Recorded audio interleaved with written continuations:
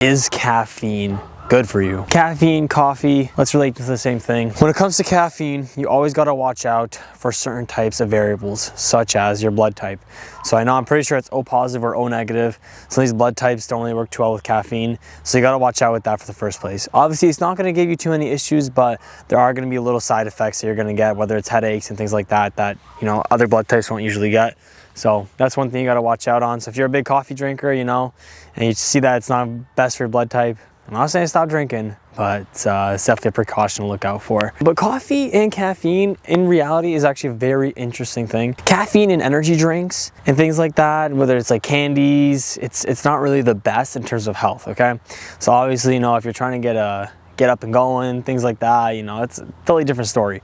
But in terms of benefiting the best from it in terms of health wise, I'd say the number one way is through black coffee.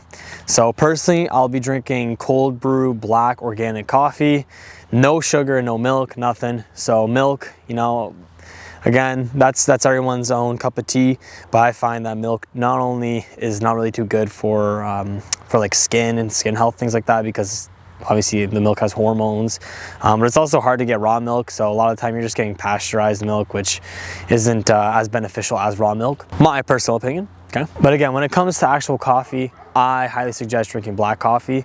So here's a theory, all right, let's keep it at a theory, personal opinion that I've heard, where that is, if you are, let's say, in a fasting state, doing ketosis, things like that, when your body's in like a pure mode, creating ketones or fasting, things like that.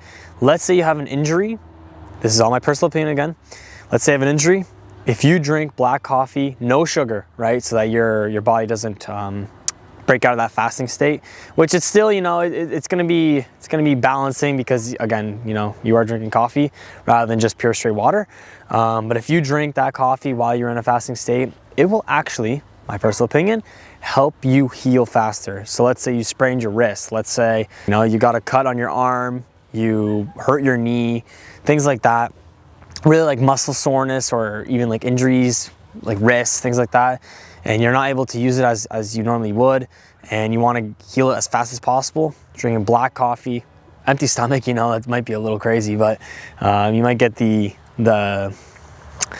full effects of that coffee in terms of energizing. But it will actually help in terms of healing. So it's going to speed up that whole entire healing process. And this is a claim, again, personal opinion, so I'm not going to go through with scientific studies of this. I'm just telling you guys my personal opinion, so, but yeah, definitely I'd say black coffee is your number one go-to. If you are drinking coffee and you're a double type of person, all for it, but if you are going to be drinking on a daily basis and want the best health benefits, I would definitely suggest drinking black coffee. Cold brew, I've been drinking cold brew because I find that, it does extract it differently. So when you do use hot water, it turns the compounds into different, I guess, chemicals, but it also it treats the coffee differently. And sometimes, it's kind of like the same as cooking something versus eating it raw. Let's say, for example, vegetables. If you're cooking peppers on a pan, it's going to taste totally different, and it's going to have way different health benefits rather than if you were eating it raw, right? So raw versus cooking.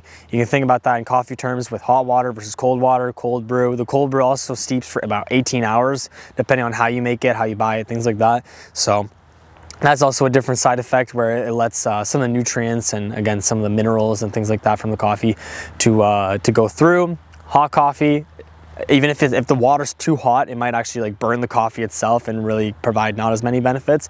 Also, if you are doing cold brew, again, my personal opinion, but I'm probably sure that it will bring out a little bit more caffeine. And caffeine, I think, so this is going to be going from coffee to caffeine.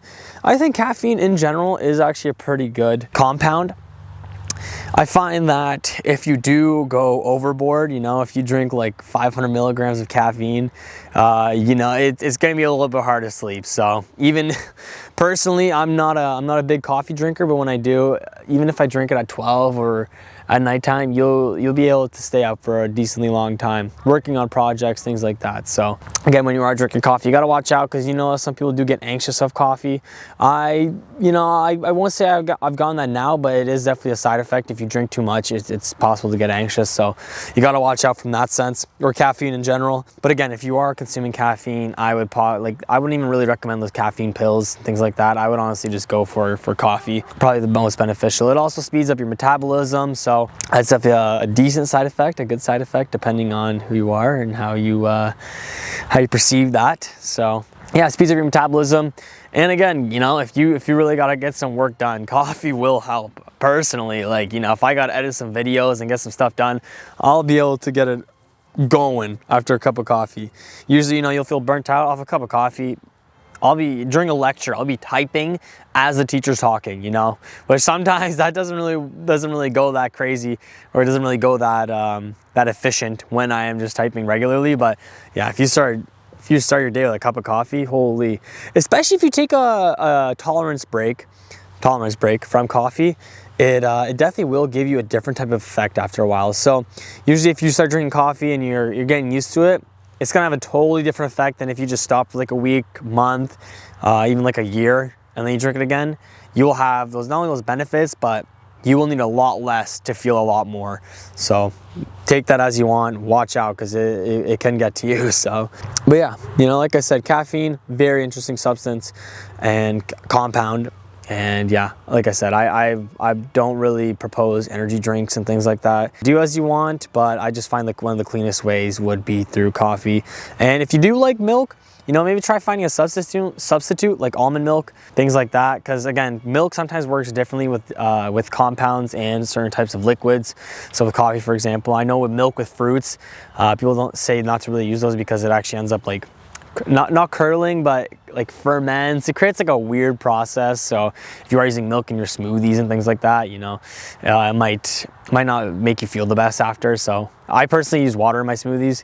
I find that works pretty good. And if not, I'll put some walnuts in there, some almonds to add a little bit of like that milky creaminess flavor, but you'll never get the same effect as proper milk. I'll tell you that. Oat milk's probably the closest that I've ever gone, but I don't know, after a while, oat milk just gets a little too much, and that has its own benefits and disadvantages. So yeah, but like I said, coffee, interesting substance. I'm not gonna say go for it. I'm not gonna say keep away from it, because again, there are different types of benefits. I'm just pointing out some of the things that I know about.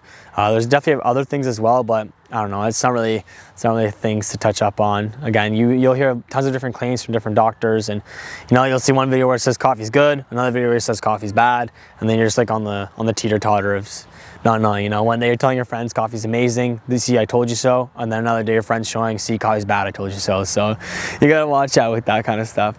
But again, really, really interesting substance, and I think it has a lot of potential. So again, but it all depends on your blood type, your digestive system, gut health, overall health, diet, things like that.